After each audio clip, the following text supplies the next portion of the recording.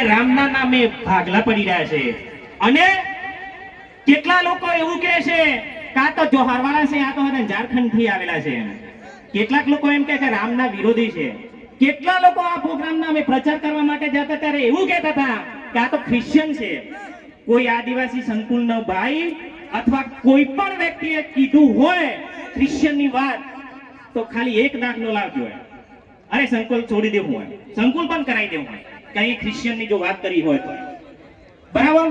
બીજા નંબરે જે જોહાર છે, અલા ભાઈ આપણી જે માં અને દીકરી જે મોટી બહેનો છે અને મોટા વ્યક્તિ જે પગે પડે છે અને જોહાર કરીને બોલે છે કે નહીં બોલતા?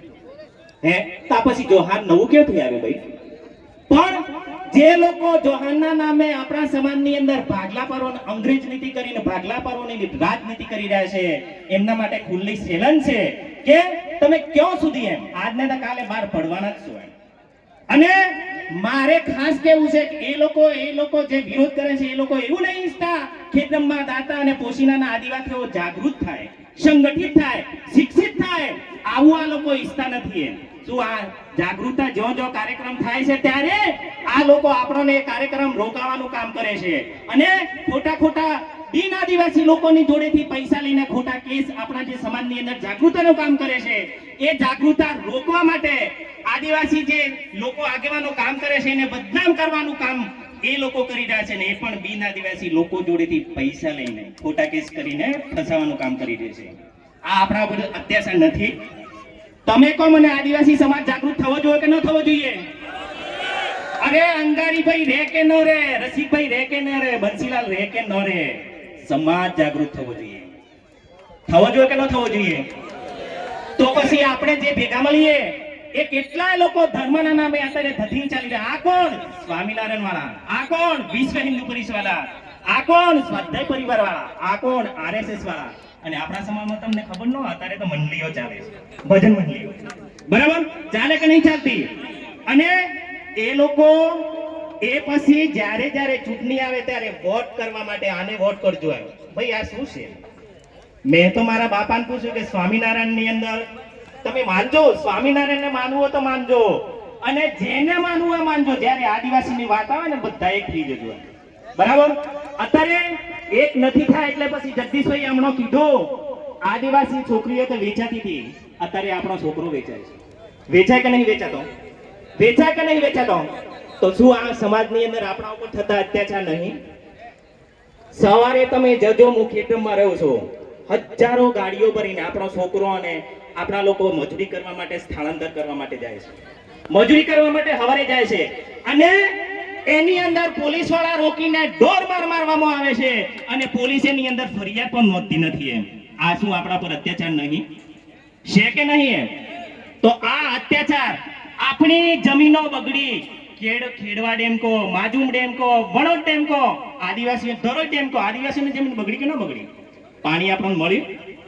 આ અત્યાચાર છે કે નહીં? એમ છે કે નહીં? એમ અરે આ લોકો એવું ઈચ્છે છે, ગેર આદિવાસી લોકો આદિવાસી સ્થાનિક જાગૃતતા આવશે તો આપણને નાણા પંચમાં આવેલી ગ્રાન્ટો પૂછશે અને આપણને વોટ 5 વર્ષ સુધી તો કામ કરે. શા માટે લોબડિયાના આજુબાજુના લોકો જે વિરોધ કરી રહ્યા છે એ લોકો એટલા માટે વિરોધ કરી રહ્યા છે, જંગલ જમીન ખેડતાલ જે લોકો છે આપણા જે બાપ દાદાની જમીન છે, સનદવાળી જમીન છે, પત્રકવાળી જમીન છે, કબજાવાળી જમીન છે, એની અંદર દાવો કરવો છે.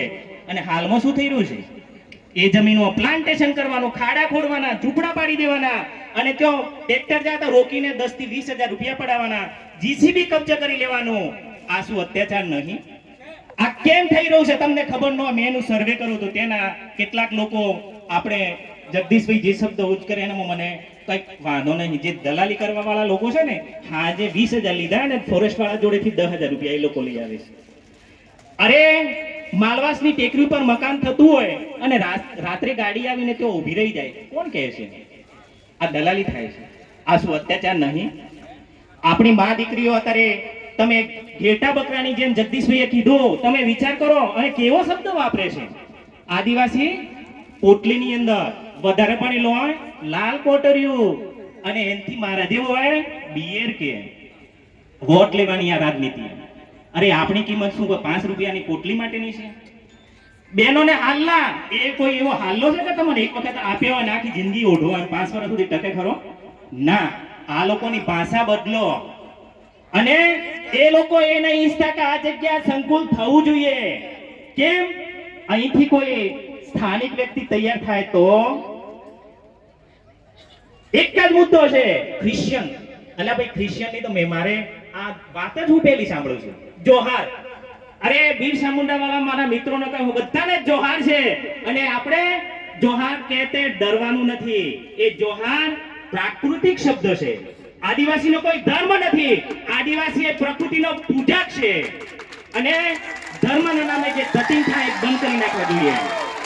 જ્યારે એક વાત અહીં અગાઉ ઘણા બધા વ્યક્ત કહી ગયા છે, બહુ સમય ન લો, પણ આપણો માણસ ઉપર સુધી અવાજ સંભળવા વાળો માણસ આપણામાંથી હોવો જોઈએ ને આપણો માણસ હોવો જોઈએ.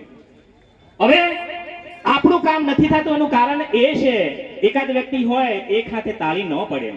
બરાબર? 27 ધારાસભ્યો આદિવાસી રિઝર્વેશન છે. હવે તો અનામત જેવું રહ્યું જ નહીં, એટલે અનામતના નામે બહુ કૂદતા નહીં. સુપ્રીમ કોર્ટે એવું કીધું છે ભાઈ કે ભાઈ અનામતમાં વર્ગીકરણ કરવાનું. વર્ગીકરણનો મતલબ એ થાય છે કે જે વ્યક્તિ નોકરી લાગે ને અનામતમાં કાઢી નાખવાનું. એટલે પછી શું થવાનું?